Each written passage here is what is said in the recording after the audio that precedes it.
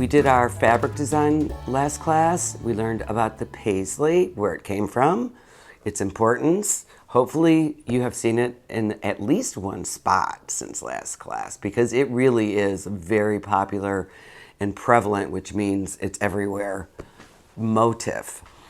This class we're going to talk about the indigenous people of New Zealand, the Maoris. They have used a motif called Koru in their art, their carvings, tattoos, designs. There's a cartoon that came out that had a great big Maori man, and he was covered with tattoos. And when I saw that cartoon for the very first time, I thought, oh my gosh, I know what that is. It's the Koru. So it represents new life, growth, strength. And when you see the shape of it, you'll see why that motif brought those feelings to people. It is a spiral. So not only in our pattern category does it become, it is an irregular pattern, it is a natural pattern, it's a spiral pattern, and when you look at the plants, it's actually a repeat pattern. But again, an irregular, non-regular repeat pattern. This beautiful plant is delicate. I could see it on a fabric paint, on a piece of fabric, and it would be amazingly beautiful. Now, since it's 3 parts, I've got a little 3-part surprise art project for us. So, who's ready? I am.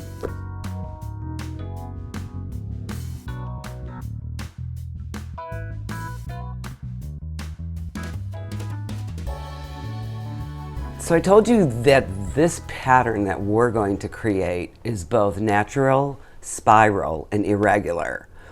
And then I was like, well, then I want to do 3 different things when we do our art project. I don't want to just draw or use markers. There's got to be one more thing.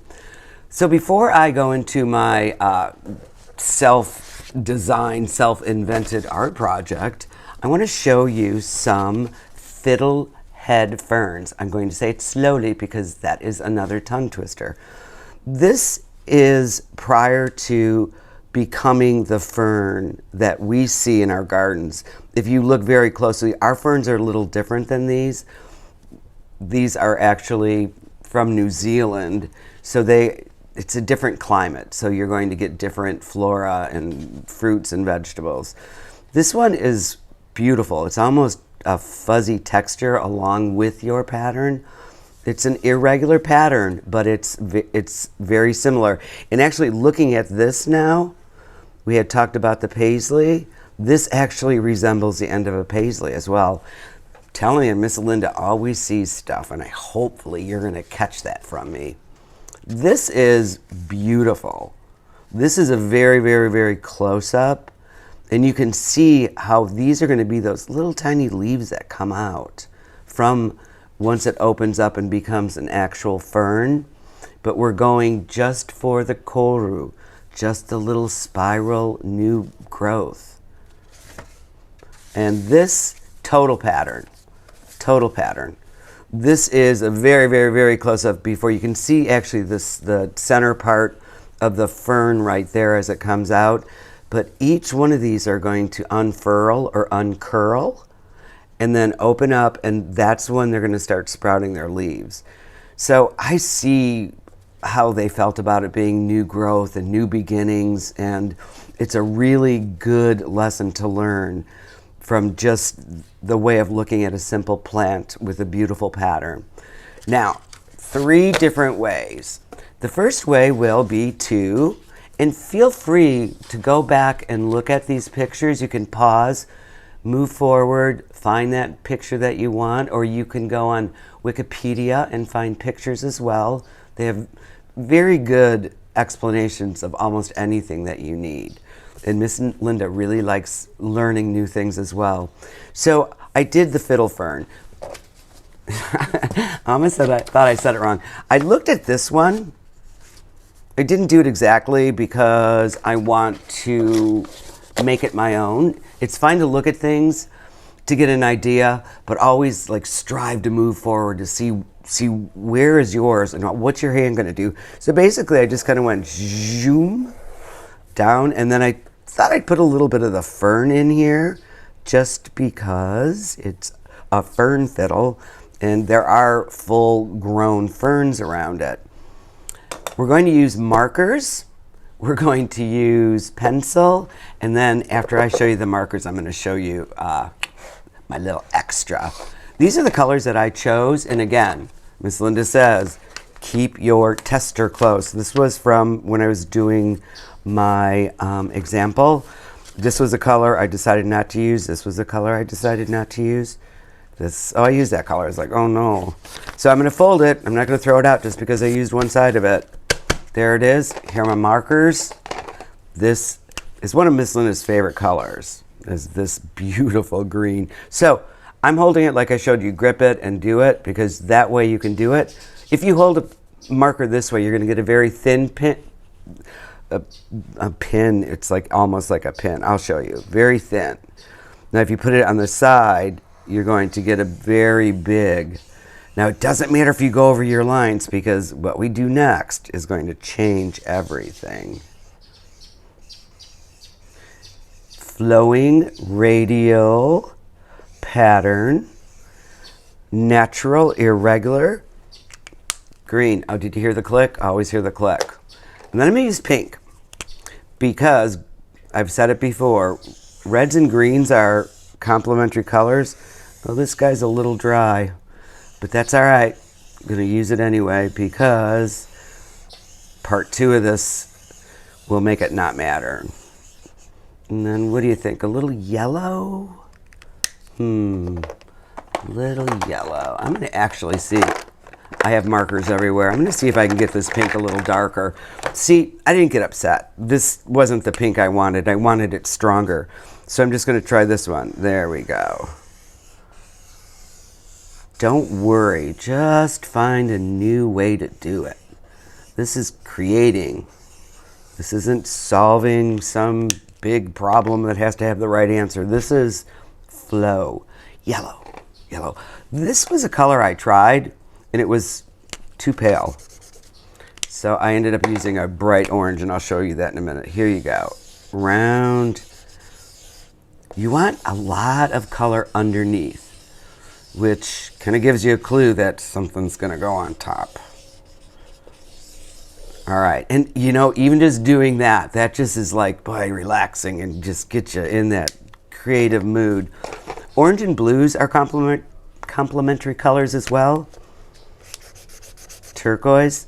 I think I'm going to find a new one. This one looks a little tired. See, I just solved a problem. I just fixed it before I even started. I'm super proud of myself. And orange, no problem with the orange. All right, so these are the actual fern leaves, and a normal one would be green, but it's mine, and I'm going to do it a little bit different. I'm going to outline it. And actually, since I'm working on the very edge of my paper, I'm going to take another piece of paper and put it here so that I don't get it onto the table or onto my workspace here. And then I don't have to be so careful either. All right, I'm going to take a little more time doing this. I love the sound of markers. My grandson loves the sound of when you pull a roll of tape, which is pretty cool sounding too.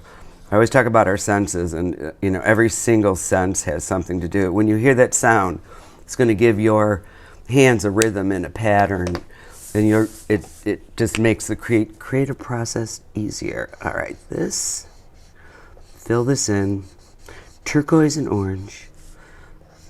Now these are water-based, so they're going to, I want to put a point on that. Maybe I should outline them first. All right, we're almost to the last part, part 3. Point. I am forgetting my points. All I have to do is go back and point them up or pre-point them. Markers make you work quicker because once they touch the paper, that's it. They're there. If they get wet, they'll move. but once you touch, there's no turning back. It's going to be what it is. Now, this fern, I forgot my little orange outside. Hello, little one. There we go. Go back and make sure that I am pleased with my outlines. Yeah, I see it too, you guys, right over here. You're right. That needs a little work. Oh, well, there's a little bit there, but you're going to get marker on your hands here from moving it. They're water-based. You can wash them with soap and water. Now, this has to hold these fern leaves in. And I could just do the orange. Snap, snap, snap. But I'm going to throw some yellow in. You have to be careful because it'll pick it up and you'll get a yellow orange. Let's just put something there just for some color. All right. Step 3. I'm not going to use this one because I already made one just like this and I can switch it over. Oh, another thing. See, that would have gone on your table or on your, hopefully you're putting newspaper or an old sheet or something underneath you when you work. But that is the reason why I suggest it. Now, to make our pattern in the motif three-dimensional, I thought, let's use some of the other skills that we used when we made our texture board. Remember? We were curling and we were bending and we were folding. This is mine. Before I do it, I always say that this is my 5-year-old student. This is my 5.5-year-old grandson's work. He did this yesterday. This is his fiddle fern motif. And I think it's beautiful. He did it himself, and this is another case of using quite a bit of glue because you're gluing on this very thin edge. So the glue is going to almost be like a little wall around it. So I started with one. You can roll it on your finger. If you want a wide swirl, remember every time you do this, give it a little pinch, just a little pinch. So that when you open it, it stays like that. It's got a little piece of glue on it. So figure out where this would go. I think this could go here, and I could pull the glue out. Or I could tighten it up and give it a pinch. All right, so this is too curly, so all I'm gonna do is take my fingers and pull it to straighten it out a little bit. You can curl that way and you can pull, look, boom. I always call it you're manipulating it. You're making it do something it doesn't normally do. Now the glue is going to be another drawing method. Patience. Did I open it enough? Oh, there it is. Whoa. Just like the texture board, we're drawing with our glue. If you need more glue, you can put more glue on afterwards. And who remembers how many seconds you have to hold this at least? 10. And you're going to put your hands flat on it. 1, 2, 3, 4, 5, 6, 7, 8, 9, 10. That was speed counting as well, but watch. Ta-da! It stayed in place. If it starts to push off, you can always build it. I'm going to show you how. You can always, I probably should leave my glue tipped so that it comes out. You can always build a little security wall around it to hold it. All right, now here's a small one. So I think I'm going to try to do it in the middle of that. I'm going to use a pencil this time. This looks really easy. I've seen people struggle with curling around a pencil. I roll it towards me, some roll it around. Either way works fine. Oh yes, that's what I'm looking for. Now I'm looking at this and trying to create the middle shape. Some of them can touch, some of them don't need to. All right, hello glue. There we go. Now, you could try to glue on here, but it's going to slip off. Do you see that? And then you're going to get it on your fingers, which is fine because we all work with our towel next to us to wipe our hands off. All right. 1, 2, 3, 4, 5, 6, 7, 8, 9, 10. This one's a little, so I could have done it less. So remember, when you fold your paper in half and you cut, guess what? You get 2 for 1. They don't have to be all the same width or thickness. They don't have to be perfectly straight. Let's see. Now I'm going to aim for this big swoop here. Are you ready? I'm going to hold it and I put my fingers on it and pull it down. Pull it down and you get just a small little curve.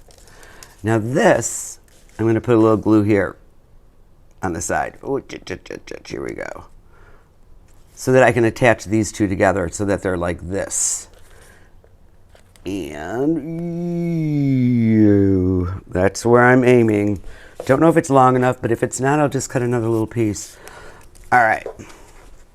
Hold this and move this. All right. Hold it down, count it down. 1, 2, 3, 4, 5, 6, 7, 8, 9, 10. There. Now you all get the idea of what we're going to do. We're going to create a 3-dimensional piece that will be not only beautiful. My leaves, I didn't want those to be left out. So 2 pieces, actually, and if you're older, you could do 4 because it's harder to cut that many. Cut them smaller so that you can still see some of that blue. Teardrop shape, too big, so I'm going to trim off a little bit. All right, I have 1, 2, 3, 4. Fold them in half. They look like eyeballs. All right, put your glue down. I keep forgetting to leave it tipped, but that's all right. Patience is something that we all need to learn. So since I did 4, I can actually do 4. I'll do 3. 3.5. That one I'm going to have to cut. And then I'm going to take my folded, see, I said it looked like an eye, now I think it looks like a canoe. So you are all going to be seeing beautiful things and everything after having my classes. It's going to wear off on you. Since this one's little, I'm going to just go ahead and cut this littler. I know it's not going to fit. And see these little scraps? Who's going to pick them up? We are. All right, put that little boat right there. So once your fingers learn to work paper, you'll be able to do it super quickly. This is making artwork, but also it's practice. It's just making the way your mind think in a more creative way. So finish this at home. Like I said, pause it, go back, take your time. If it gets to be too much, go ahead and walk away from it. Actually, if you walk away from it, you could just like pick your scraps up and throw them away right away too. This one is real big on being responsible because it makes everyone's life easier.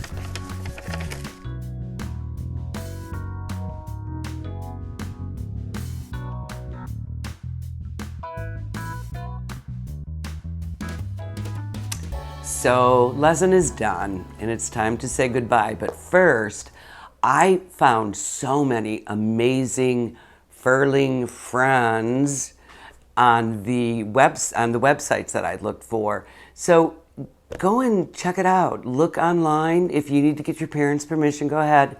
But you'll see so many different degrees or ways that these are growing.